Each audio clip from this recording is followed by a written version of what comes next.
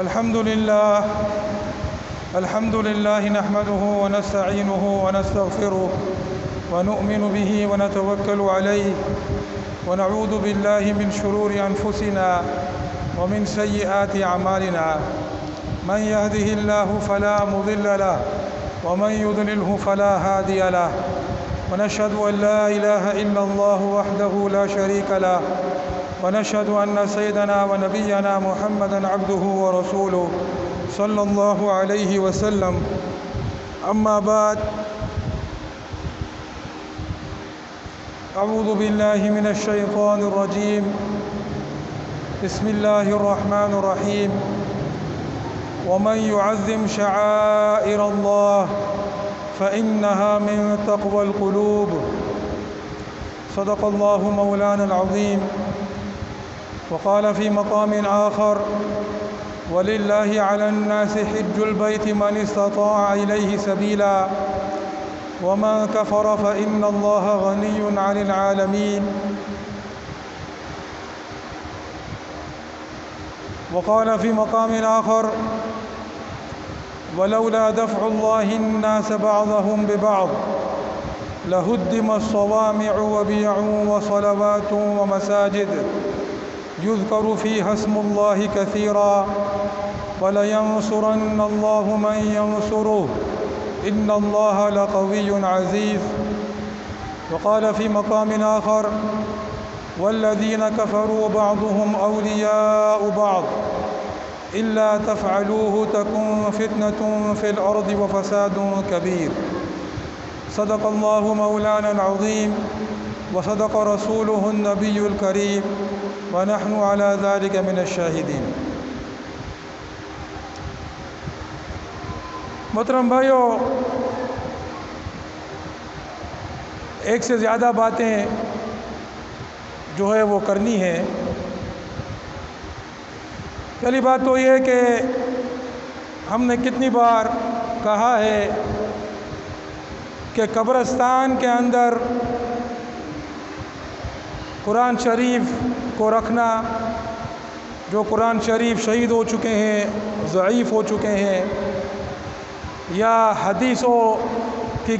احادیث کی کتابوں کو یا کوئی اور اسلامی کتاب ہو، قاعدہ ہو، کچھ بھی ہو، ایسی چیزوں کو قبرستان میں چھوڑ دینا، ایسا کرنے والا مسلمان نہیں ہے. ایسا کرنے والا جو ہے وہ مسلمان نہیں ہے. کم خلق چیدے دا قبرستان مانے ضعیف قرآن شریف، دا ضعیف اسلامی کتابونا، قاعدہ احادیث کتابونا قبرستان مانے کے دی دا خلق چیدے دا خلق مسلمان نہ دے، دا خلق کافرون نہ دے. دے کم کسان چیدے دے آگا ذرا مانے اسلام دا پارا احترام نہ دے، دا اسلامی شیزونا دا پارا احترام نشتے، دا آگے سنگا جبے دا کم جبا سرا آگا وہی دے آگا مسلمان دے، آگا مسلمان نشتے، آگا مسلمان نہ دے، آگا کافر دے. اگر یو ہندو یو کافر قبرستان مانے قرآن شریف کے دی دا مونگا گوارو دے آگا کا قتل کو، دے آگا سنگ اسلام بے احترامی کئی، توہین کئی، اہانت کئی.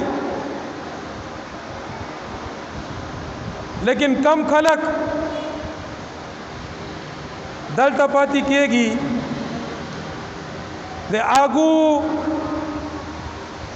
پخپلا زان دا پارا وہی دے آگو مسلمان دے، لیکن کار کافرون نہ دے، کافرون کار گئی.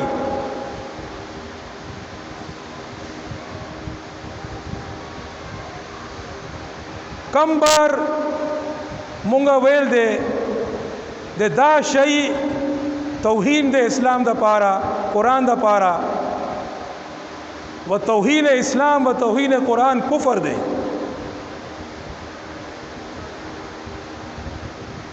تاسو گوارو تاسو جامعات زی، جامعات زا، دارالعلوم تزا، دے مدرسونا تزا دے فتوہ واخلا، یو فتوہ دے آگا دا پارا، دا آگا مسلمان نشتے، آگا اسلام نا پخپلا زان اباسی کرے دے،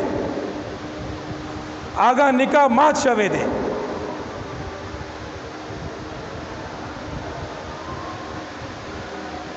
کتنی بار ہم نے سمجھایا ہے کہ یہ چیز جو ہے یہ کفر ہے، اور پورے کے پورے قرآن شریف جو ہیں وہ ہمیں قبرستان میں مل رہے ہیں. مسجد کے اندر کتنی بوریاں جمع ہو گئی ہیں جو قبرستان سے لا لا کر یہاں پر رکھی جا رہی ہیں.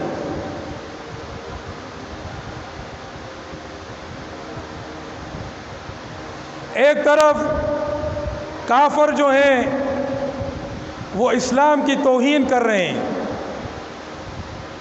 وہ کافر جو اپنے آپ کو مسلمان بھی نہیں کہتے، ان کافروں کی میں بات کر رہا ہوں. ہندوستان کے اندر بی جے پی کے دو لوگوں نے اسلام کی توہین کی. نبی اکرم جن پر ہماری جان قربان ہو، ہمارے ماں باپ، ہماری ہر چیز قربان ہو، صلی اللہ علیہ وسلم کی شان میں گستاخی کی، اور یہاں پر یہ لوگ اپنے آپ کو مسلمان کہتے ہیں اور وہی کام کر رہے ہیں. قبرستان کے اندر مٹی میں اور کیچڑ میں اور دھول میں جہاں پر بکریاں گھومتی ہیں، جہاں پر کتے گھومتے ہیں اور بکریاں جو ہیں وہ گل کرتی ہیں، بلی کتے گل کرتے ہیں، ایسی جگہ پر قرآن شریف کو رکھنا، رکھ کے چھوڑ دینا، اور قائدوں کو اور سپاہوں کو، سپاہی بھی قرآن شریف ہیں، اور دوسری اسلامی کتابوں کو رکھ رکھ کے چھوڑ دینا، رکھ رکھ کے چھوڑ دینا.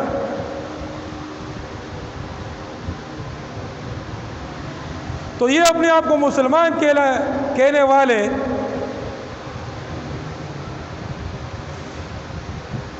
یہ کتنے کافروں سے جو کھلے عام کافر ہیں ان سے کہیں آگے اسلام کی توہین کر رہے ہیں.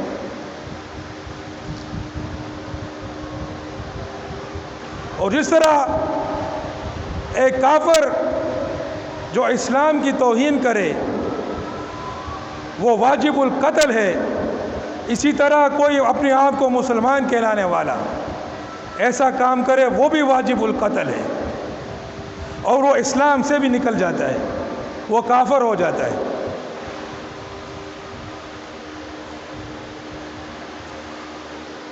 اس بات کو 5-6 سال ہو گئے ہیں کہ اس مسجد کے اندر مسلسل اس موضوع پر بات ہوتی رہتی ہے،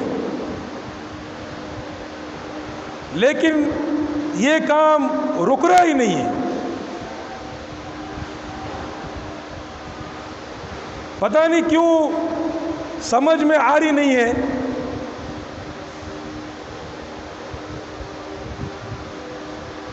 اٹھاؤ پھر کچھ دنوں بعد پھر وہاں پر رکھ دیے جاتے ہیں. ہم نے یہاں تک کہا کہ مساجد میں لے کر آ جاؤ، اس مسجد میں لے کر آ جاؤ.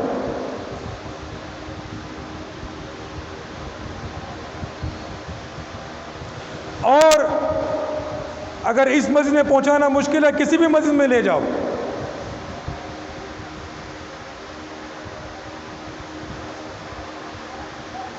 لیکن لوگوں کے سمجھ میں بات ہی نہیں آ رہی.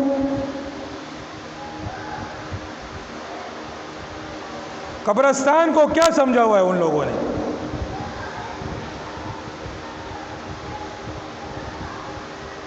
کیا قبرستان میں وہ 100 روپے کو چھوڑیں گے؟ قبرستان کے اندر 100 روپے کی حقیر نوٹ بھی نہیں چھوڑیں گے. تو پھر قرآن شریف، اللہ کا کلام،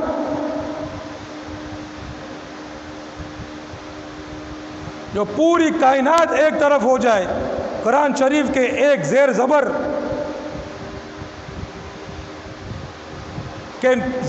کے ٹکڑے کو بھی نہیں چھو سکتی ہے.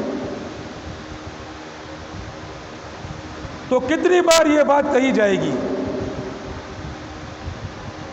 اور کتنی بار لوگوں کو سمجھائی جائے گی؟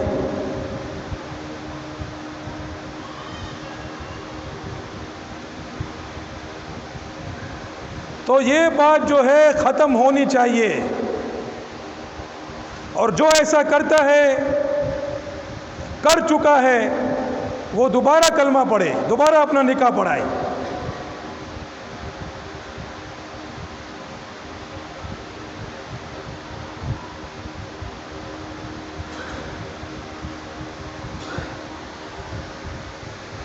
اگر کسی کے گھر میں ایسے قرآن شریف ہوں جو کہ ضعیف ہو چکے ہیں، وہ اس مسجد میں لے کر آئیں یا کسی مسجد میں لے جائیں، یا اپنے گھر میں سنبھال کے رکھیں، یا خود جو ہے شہر جا کر جہاں مقدس اوراق جمع کیے جاتے ہیں وہاں جمع کر دیں. مگر یہ قبرستان میں چھوڑنے کی عادت جو ہے یہ ختم کر دو. اور ہم نے اگر کسی کو پکڑا، انشاءاللہ اس کو عبرت کا نشان بنا دیں گے.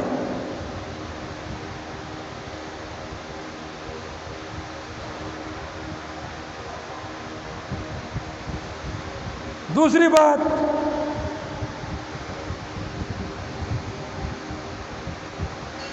عالم کے اندر میرے بھائیوں، نبی اکرم صلی اللہ علیہ وسلم، جن پر ہماری جان قربان ہو، ہمارے ماں باپ قربان ہو،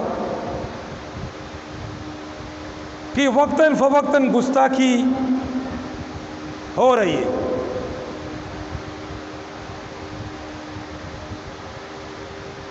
اور میرے بھائیوں، جو امت کہ جس کے نبی کی شان میں گستاخی ہو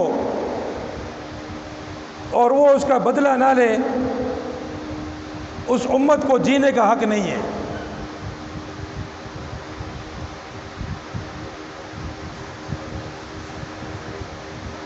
فرانس کے اندر آفیشل سطح پر گستاخی، اب جو ہے انڈیا کے اندر بی جے پی کے 2 لوگوں نے گستاخی کی. لیکن ایک بات میں تم لوگوں کو سمجھا دوں کہ جب یہ گستاخی انڈیا سے ہو یا کسی ایسے ملک سے ہو،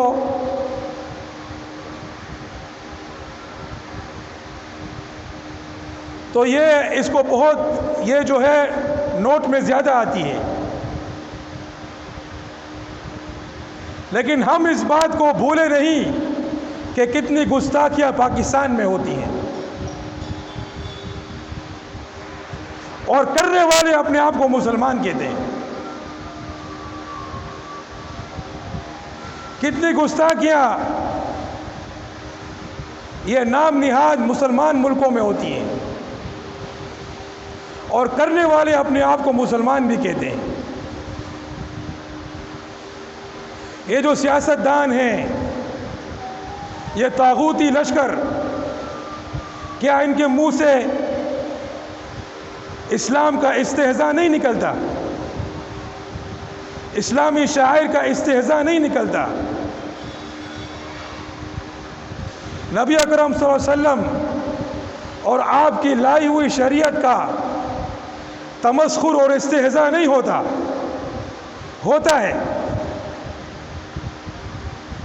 اور یہ اپنے آپ کو مسلمان کہتا ہے۔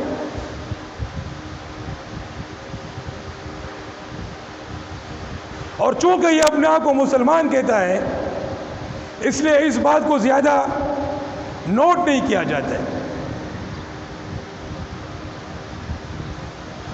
حالانکہ چاہے کرنے والا اپنے آپ کو مسلمان کہے یا اپنے آپ کو غیر مسلم کہے، دونوں اللہ کے دشمن ہیں اور دونوں کو قتل کر دینا چاہیے۔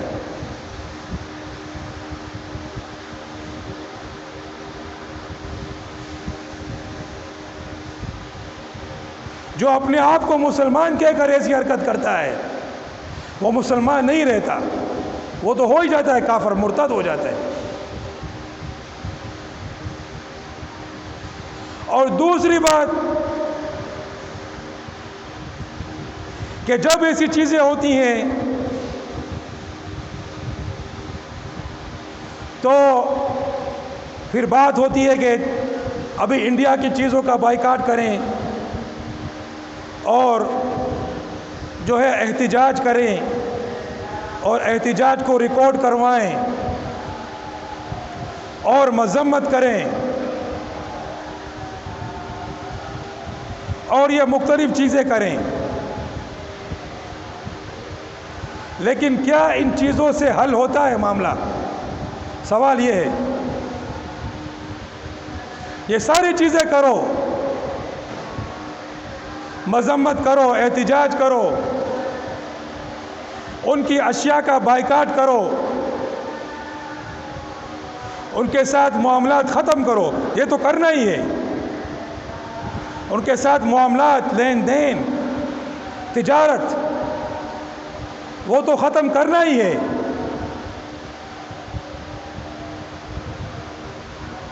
کیونکہ ایسے آدمی کے اندر تو کوئی اسلام نہیں ہے جو نبی اکرم صلی اللہ علیہ وسلم کی شان میں گستاخی کرنے والے کے ساتھ تجارت کرے، لین دین کرے، معاملات کرے۔ لیکن کیا صرف ان چیزوں سے مسئلہ حل ہوتا ہے؟ جواب ہے نہیں۔ اگر ان چیزوں سے مسئلہ حل ہوتا تو کبھی کا حل ہو چکا ہوتا۔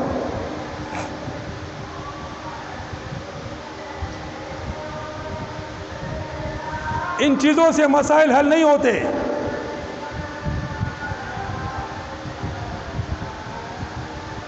مسئلہ کس چیز سے حل ہوتا ہے؟ کس چیز کے اندر اللہ سبحانہ و تعالی نے دین اسلام کا تحفظ رکھا ہے؟ کس چیز کے اندر اللہ سبحانہ و تعالی نے مسلمانوں کا تحفظ رکھا ہے؟ وہ صرف ایک ہی چیز ہے، وہ ہے جہاد فی سبیل اللہ۔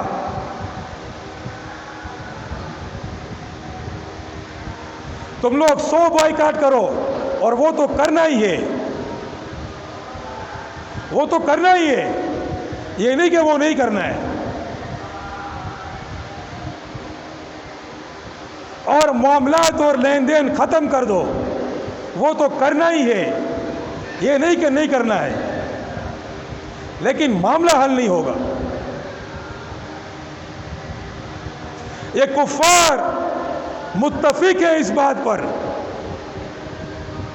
کہ اسلام کو مٹانا ہے۔ ہنود ہو، یہود ہو، نصارہ ہو،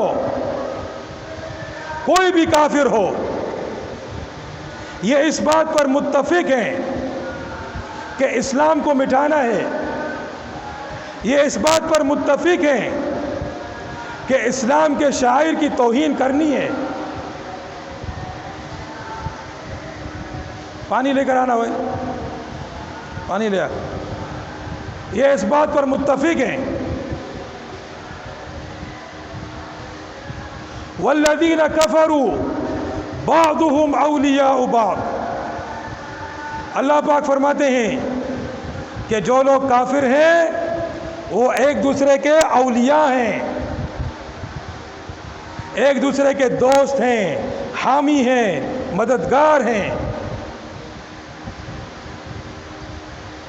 جب اسلام کا معاملہ آتا ہے یہ سب ایک دوسرے کے ساتھ ہیں.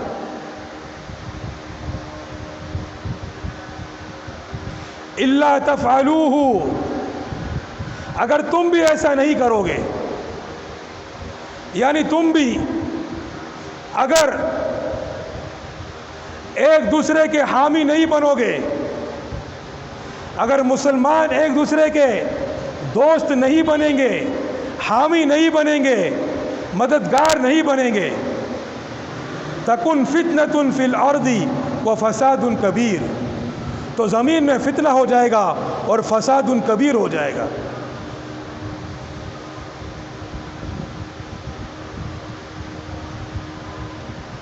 اللہ پاک فرماتا ہے یہ سب کافر متحد ہیں. آج جو طاغوت اور جو دجالی نظام ہم پر مسلط ہے، اور تمام نام نہاد 57 مسلمان ممالک پر جو دجالی نظام مسلط ہے اور جو طواغیت ان پر حکومت کر رہے ہیں، یہ طواغیت کون ہیں؟ یہ منافقین ہیں.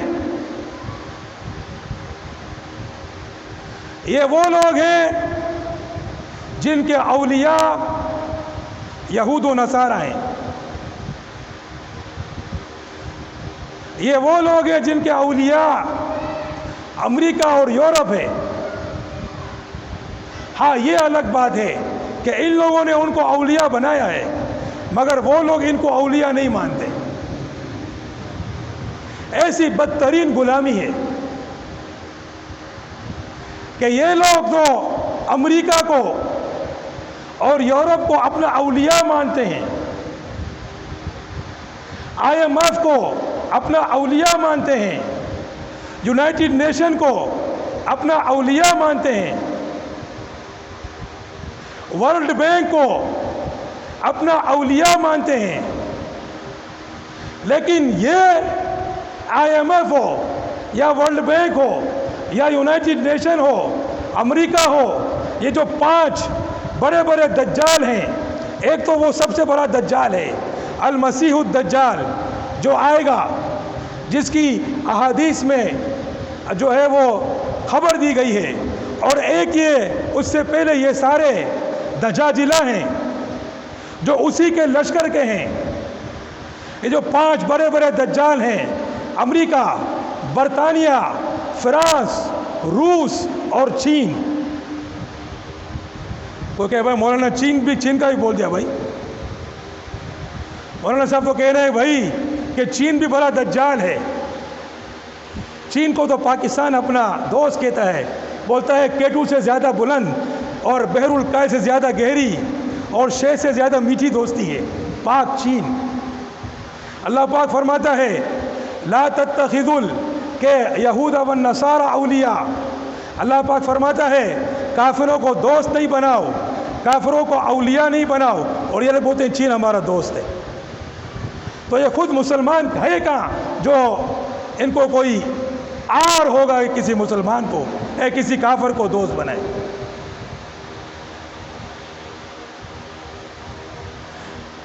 کیا تم کو پتہ ہے کہ چین کے اندر مسلمانوں پر کتنا ظلم ہوتا ہے؟ ایک صوبہ ہے جنگجیانگ، اس کا چائنا نے نام رکھا ہے جنگجیانگ. اس کا اصل نام ہے مشرقی ترکستان. یہ چائنا کے مغرب میں ہے. اس کے اندر سینکڑوں مساجد کو چائنا نے ختم کر دیا. اس کے اندر لاکھوں مسلمانوں کو کیمپ میں بند کر دیا گیا ہے. اپنا دین چھوڑ دو. وہاں پر اسلام پر چلنے پر پابندی ہے. کیا تم کو یہ بات معلوم ہے؟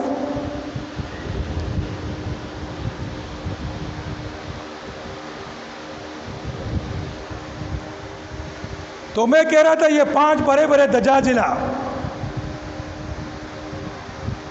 اور یہ پورا نظام، یہ جو ہم پر جو طاغوتی نظام ہے، جو دجالی نظام ہے، یہ ان کے غلام ہیں. سارے کے سارے ان کے غلام ہیں.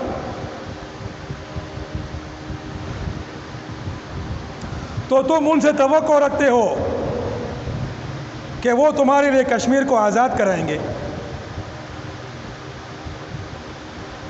یا وہ نبی اکرم صلی اللہ علیہ وسلم کی شان میں گستاخی کا بدلہ لیں گے.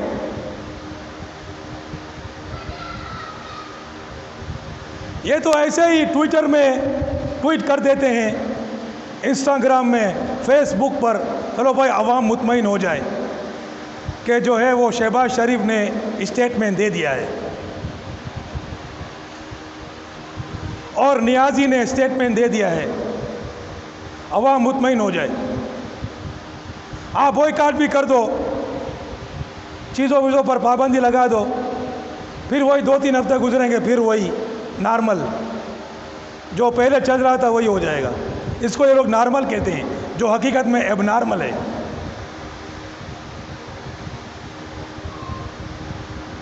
میرے بھائیو، جتنا بوائیکاٹ چاہے کر لو، لیکن کافر تمہارے دین کی، ہمارے دین کی گستاخی سے نہیں رکے گا. جتنا بوائیکاٹ کرنا ہے کر لو، جتنی مذمت کرنی ہے کر لو، اور اقوام متحدہ کے تلووں کو چاٹ لو، اور امریکہ کے تلووں کو چاٹ لو. نبی اکرم صلی اللہ علیہ وسلم کی شان میں گستاخی، میرے منہ میں کھاک.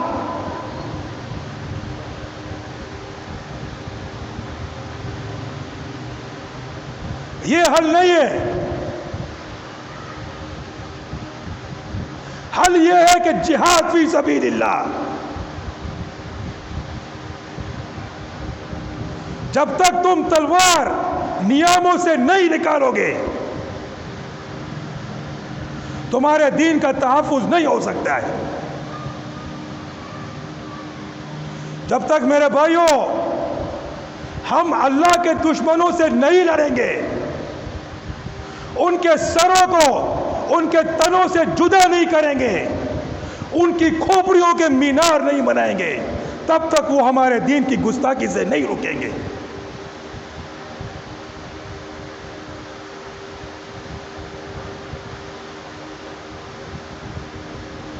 اور ہمارے نبی کی گستاخی ہو، جن پر ہماری جان قربان ہو، ہمارے ماں باپ قربان ہو،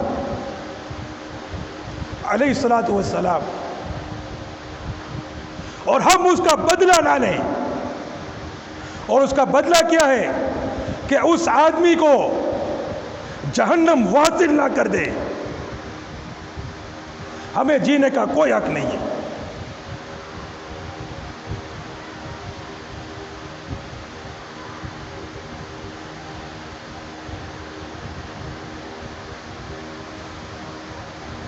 یہ طاغوتی نظام ختم کرنے پڑیں گے جو ہم پر مسلط ہیں. جب یہ طاغوتی نظام ختم ہوں گے تو پھر ہم ان لوگوں سے جہاد کر سکیں گے جو کھلے عام کافر ہیں. ایک تو منافق ہیں جو ہم پر مسلط ہیں، اور یہ منافقین ہمارے اور ان کفار کے درمیان میں حائل ہے.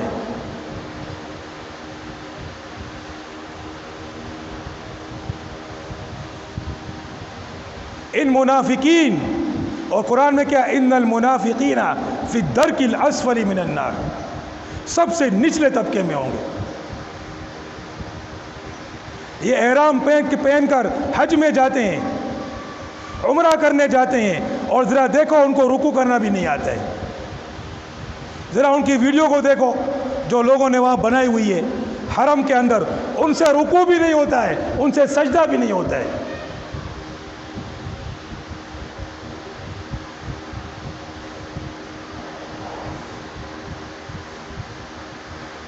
دین تو بہت دور کی بات ہے، تمہاری دنیا کو تباہ کرنے والے بھی یہی ہیں، تمہارا سارا بجٹ یہی لوگ کھا جاتے ہیں، پھر باہر سے قرضے لیتے ہیں، قیمتیں بڑھاتے ہیں، تم لوگ آرام سے بیٹھے رہو،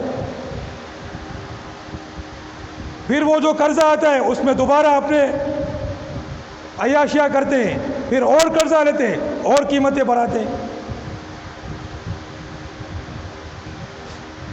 آدمی کی عقل حیران ہو گئی ہے کہ اتنی مہنگائی۔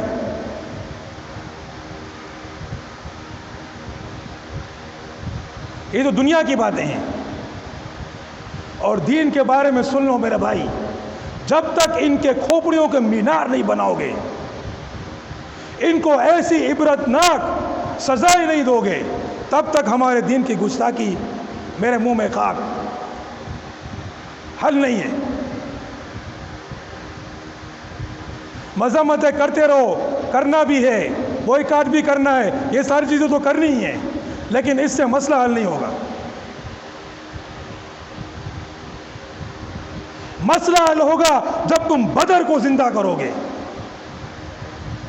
یہ گشتوں سے نہیں ہوگا۔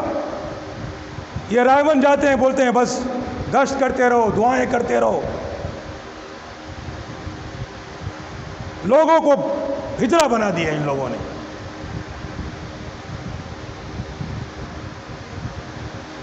ہمارے نبی صلی اللہ علیہ وسلم نے یہ سکھایا ہے ہمیں، صحابہ نے اس طرح نبی صلی اللہ علیہ وسلم کی اطاعت کی ہے۔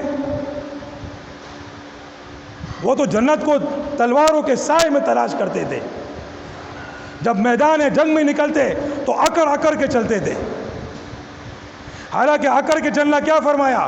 لا تمشی فی الارض مرحا، اکڑ کے نہ چل زمین میں، انک لن تخرق الارض ولن تبلغ الجبال طولا، تو زمین کو پھاڑ نہیں سکتا ہے، تو پہاڑ کی بلندیوں کو چھو نہیں سکتا ہے، اکڑ کے نہ چل۔ لیکن یہی اکڑنا جب میدان جنگ میں ہو، اللہ کے دشمن کے سامنے ہو، اللہ کو محبوب ہو جاتا ہے۔ اس وقت یہ اکڑنا تمہارے لیے نہیں ہے، یہ اکڑنا اللہ کے لیے ہے، اللہ کے دین کے لیے ہے، دشمن کو ڈرانے کے لیے ہے، اس کو خوف زدہ کرنے کے لیے ہے۔ وہ آئندہ کبھی گستاخی کی جرات نہیں کر سکے گا۔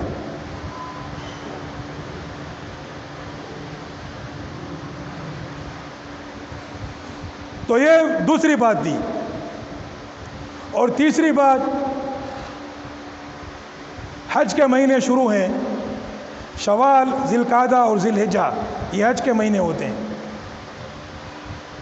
ویسے تو میرا ارادہ تھا کہ آج حج کے بارے میں ہی پورا بیان ہو، لیکن یہ اہم مسائل تھے، ان کو بھی بیان کرنا تھا۔ تو مختصر حج کے بارے میں قرآن شریف میں ہے، وَلِلَّهِ عَلَى النَّاسِ حِجُّ الْبَيْتِ مَنِ اسْتَطَاعَ إِلَيْهِ سَبِيلًا، کہ اللہ کے لیے لوگوں پر حج فرض ہے۔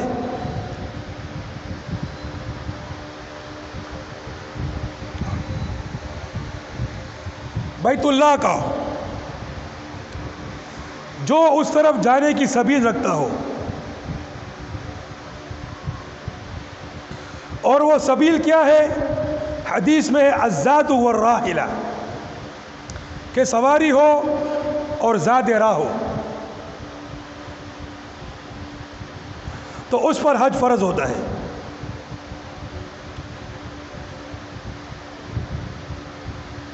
اور حدیث میں ہے کہ جس پر حج فرض ہو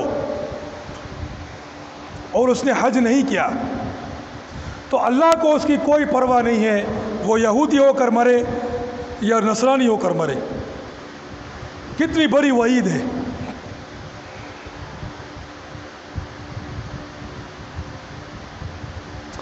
تو ایک بات سمجھ لو کہ جس کے پاس حج پر جانے کی استطاعت ہے، اور ابھی تو انہوں نے حج بھی اتنا مہنگا کر دیا ہے،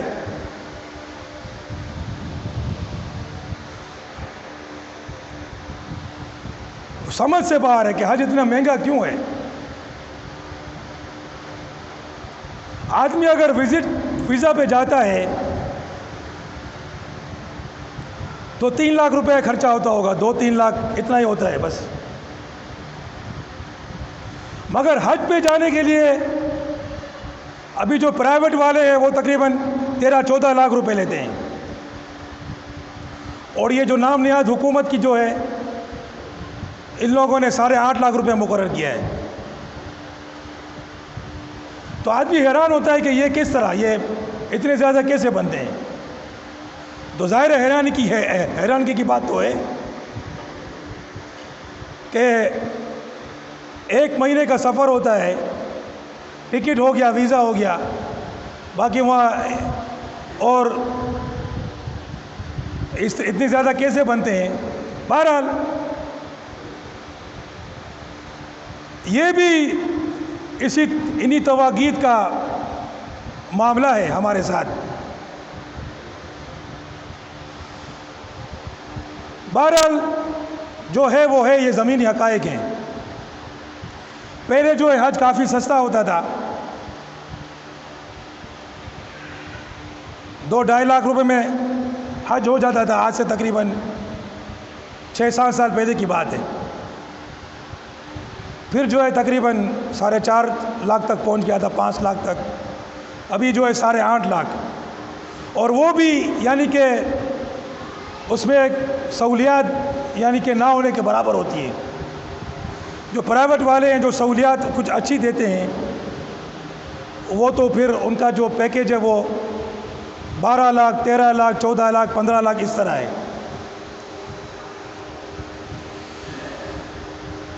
تو جس کے پاس اتنا مال ہو کہ اس سے وہ حج کر سکے، چاہے وہ مال اس نے کسی اور مقصد کے لیے جمع کیا ہو، سمجھ آ رہا ہے؟ وہ چاہ رہا ہے کہ دکان میں مال بھر لوں، وہ چاہ رہا ہے کہ اپنے مکان کو بنا لوں، وہ چاہ رہا ہے کہ بیٹی کے لیے جمع کر لوں پیسے، یا وہ چاہ رہا ہے بیوی کو سونا بنا کے دوں گا، یا وہ چاہ رہا ہے کہ ابھی کرائے گھر میں رہتا ہوں، کرائے کا مکان اپنا مکان لے لوں گا، وہ چاہ رہا ہے کہ گاڑی لے لوں گا، وغیرہ وغیرہ جو کچھ بھی ہے، اس کے لیے وہ مال جمع کر رہا ہے۔ اور وہ مال اتنا ہو گیا کہ اب اس میں حج پر جایا جا سکتا ہے، اور حج کے مہینے آ گئے، شوال شروع ہو گیا، شوال، ذی القعدہ، ذی الحجہ، یہ حج کے مہینے ہیں۔ یا پھر جس جگہ پر حج کی تیاری جب سے شروع ہوتی ہے، روانگی، وہاں سے حج کے مہینے شروع ہوں گے۔ عام طور پر شوال، ذی القعدہ، ذی الحجہ کو حج کے مہینے کہا جاتا ہے۔ تو اب اس پر حج فرض ہے۔ اب وہ یہ نہیں کہہ سکتا ہے کہ میں نے تو یہ مال مکان لینے کی نیت سے جمع کیا ہے، یا میں نے تو یہ مال گاڑی لینے کی نیت سے جمع کیا ہے، یا میں نے تو یہ مال جو ہے اپنی دکان کو، اپنے کاروبار کو توسیع دینے کے لیے جمع کیا ہے۔ اب وہ یہ باتیں نہیں کر سکتا ہے۔ اب اس پر حج فرض ہو گیا، اب اس کو حج کرنا پڑے گا۔ سمجھ میں آ رہا ہے؟ کیونکہ بہت سے لوگ سمجھتے ہیں کہ حج ہم پر کبھی فرض ہوا ہی نہیں، حالانکہ انہوں نے کتنی بار مال کو جمع کیا ہے۔ اچھا، جب حج ایک بار فرض ہو گیا اور اس نے حج نہیں کیا، اور اس کے بعد حج اس کی طاقت سے باہر ہو گیا، اب وہ فرض اس پر لازم ہو چکا، اب وہ ساکت نہیں ہوگا۔ سمجھ میں آ رہا ہے؟ یعنی مثال کے طور پر آج سے 7 سال پہلے 2.5 لاکھ روپے حج کا خرچہ ہوتا تھا، ٹھیک ہے؟ اس سے بھی پیچھے جاؤ، اس سے بھی کم تھا، ٹھیک ہے؟ 90 کی دہائی میں 50,000 روپے حج کا خرچہ تھا۔ 90 کی جو دہائی تھی شروع کی، اس وقت 50,000 روپے حج کا خرچہ ہوتا تھا۔ تو کسی بھی وقت اتنا مال جمع تھا کہ وہ حج کر سکتا تھا۔ ٹھیک ہے، اور حج کے مہینے شروع تھے اور وہ حج پر نہیں گیا، اب وہ فرض اس پر چمٹ گیا. اب اگر حج کا خرچہ مثلاً بڑھ گیا، 10 لاکھ ہو گیا جیسا کہ آج کل کی بات ہے، اور 10 لاکھ روپے اس کے پاس نہیں ہے، لیکن اب وہ فرض ساقط نہیں ہوگا، اب وہ فرض اس پر چمٹ گیا ہے، اب حج اس پر لازم ہو گیا ہے. وہ جو پرانا لازم ہوا تھا وہ اس پر لازم ہے. اب وہ حج اس کو یا کرنا پڑے گا، اپنی زندگی میں صورت نکالنی پڑے گی، اور اگر نہیں کرتا مر جاتا ہے تو وصیت کرنی پڑے گی کہ اس کے بدلے میں حج بدل کیا جائے، اس کی جو اس نے مال چھوڑا ہے اس کے تہائی حصے میں سے. یہ باتیں سمجھ لو.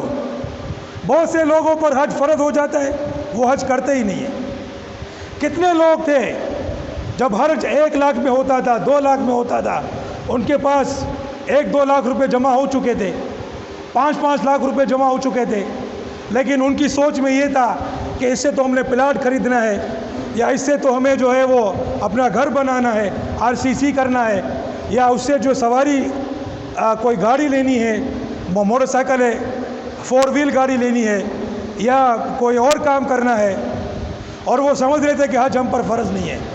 ایسا بالکل بھی نہیں ہے. جب اتنا توشہ آ گیا، اب حج فرض ہو گیا. ظاہر ہے یہ کوئی راکٹ تو نہیں ہے نا کہ جس کو تم بنا رہے ہو کہ بڑی مشکل سے تم پر یہ چیز ہوگی، ایسا تو نہیں ہے. سمپل سی بات ہے، سادی سی بات ہے کہ جب تمہارے پاس اسباب آ گئے اور حج کے مہینوں کے اندر تم پہنچ گئے ہو، حج کے مہینوں کے اندر تم پہنچ گئے ہو، اب تم پر حج فرض ہے. سمپل سی بات. تو اب مثلاً 8-9 لاکھ کا خرچہ ہے، اگر کسی کے پاس 8-9 لاکھ روپے ابھی موجود ہے، اس پر حج فرض ہے. وہ سوچ رہا ہے کہ بھائی یہ تو میں جمع کر رہا ہوں، بیسیاں بھر رہا ہوں، کمیٹی، میں نے پہلے بھی کہا تھا کہ بیسیاں نہیں بھرنی چاہیے، وہ الگ مسئلہ ہے.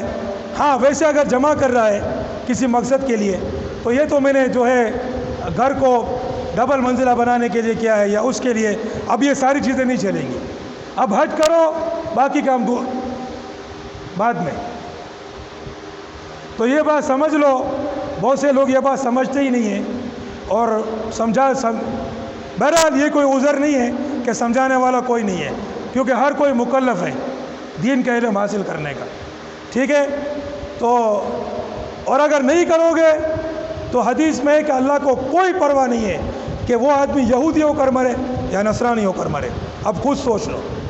اور حج کر کے آئے گا جیسا کہ اپنی ماں کے پیٹ سے نکلا ہے، سارے کبیرہ صغیرہ ٹوٹل کلین ہو جائے گا. حج کرے گا ایسا حج جس میں کوئی کوتاہی نہ ہو، کوئی گناہ نہ ہو، نافرمانی نہ ہو. واپس لوٹے گا اس طرح جیسا ابھی اپنے ماں کے پیٹ سے نکلا ہے، بالکل صاف پاک ہو کر نکلے گا. اور یہ تو صرف ایک جو ہے حدیث کا مفہوم بتا رہا ہوں، ورنہ حج کے تو کتنے فضائل ہیں. تو ہم سب کو اللہ پاک حج کرنے کی توفیق عطا فرمائے، جہاد فی سبیل اللہ کرنے کی توفیق عطا فرمائے، گستاخ رسول سے بدلہ لینے کی توفیق عطا فرمائے، ان کی کھوپڑیوں کو کاٹنے کی توفیق عطا فرمائے، منافقوں اور کافروں سے جہاد کرنے کی توفیق عطا فرمائے، خلافت اسلامیہ کو قائم فرمائے، اسلامی شریعت کو قائم فرمائے. وآخر دعوانا الحمدللہ رب العالمین.